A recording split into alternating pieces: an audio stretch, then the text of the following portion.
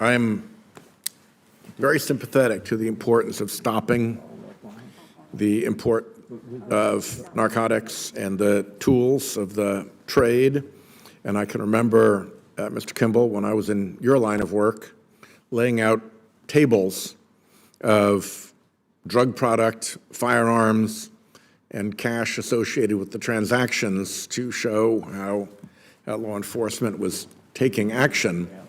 But no criminal enterprise can last very long if the proceeds of its criminal enterprise aren't being directed back into the enterprise. And it's been my experience that we've paid much more attention to the flow of narcotics into the United States than into the flow of revenues back into these international organizations. And I think if we're really going to try to disable them, we have to give equal measure to both sides of the criminal transaction. So thank you all for what you're doing to beef up the financial investigative side of the equation. Mr. Merrill, the new enterprise that you have set up on illicit finance, I think has a lot of promise. There is one oddity here, however, and that is that China restricts what its citizens are allowed to take out of the country by way of capital. So, and for a whole variety of reasons, Chinese citizens may very well want to move quite a lot of money out of China and set up a base somewhere else, and lots of people want to come to America or hold property behind rule of law protections in America. So there's a very real prospect that a Chinese criminal organization involved in the precursor trade to create fentanyl in Mexico and ship it into the United States could be quite satisfied to leave that money in the United States, not actually have to bail up the cash or send the wire transfer or whatever to get the cash back to China, because they're happy to own the property in the United States. If that's the case, we need to have quite good eyes into who's behind shell corporations, because they're not going to hold it in their own names. And I would like to, along with Chair Grassley, we were the two original Judiciary Committee leads on the Corporate Transparency Act, along with Senator Graham.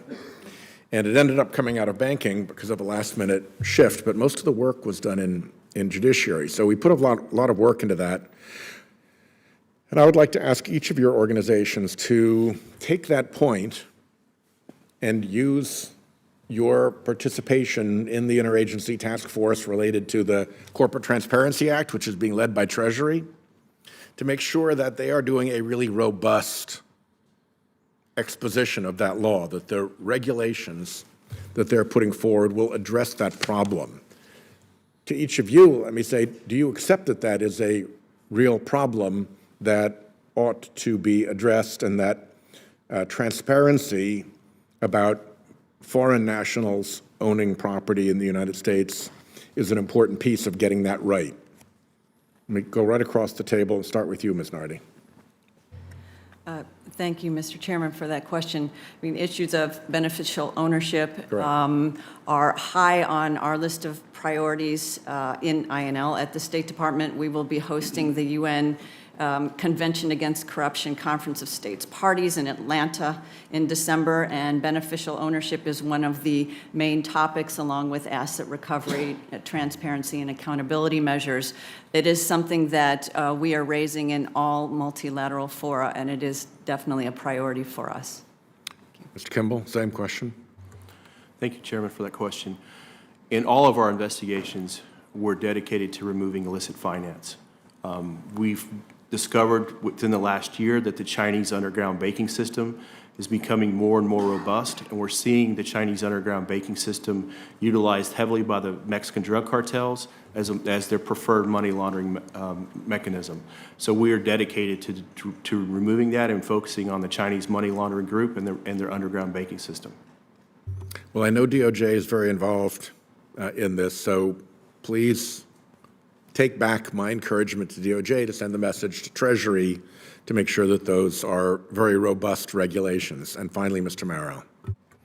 Thank you for your question, Chairman. HSI works diligently to attack the Chinese money laundering organizations that are supporting the cartels. We clearly are always willing to work with Congress on identifying additional authorities and resources to continue to attack TCOs operating within our borders and across our borders. HSI takes, very seriously, going after the proceeds, the ill-gotten gains of cartels.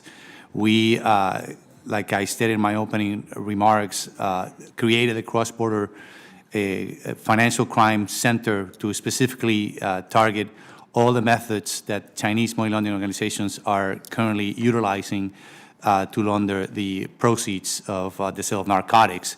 We have seen the use of underground banking systems, as you mentioned, in which the Chinese money laundering organizations have an excess of cash here in the U.S., which are then selling them on the black market to other Chinese nationals that have been restricted by the new capital flight restrictions imposed by the Chinese Communist Party.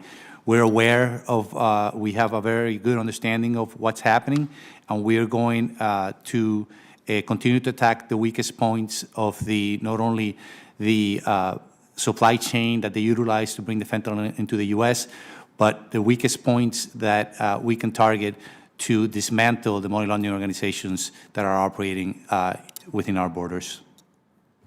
Thank you. Before I turn it over to Co-Chair Grassley, I'll mention that one of the episodes in the enforcement of our bill was that the original Corporate Transparency Act proposal was on the form itself. Instead of having to fill in the information that we wanted that would identify the real beneficial owner, there was a box you could check and not disclose the information. If I remember correctly, the box just said unknown. Sort of defeats the purpose of the exercise. So luckily, Treasury's pulled back from that and has decided that's a terrible idea, I think under considerable pressure from law enforcement. So to the extent you had a hand in that, thank you for that. But the idea that a disclosure measure can be defeated by simply checking a box that says unknown shows how ineffectual enforcement and regulations can sometimes be. With that, let me turn it over to my co-chair. I guess it proves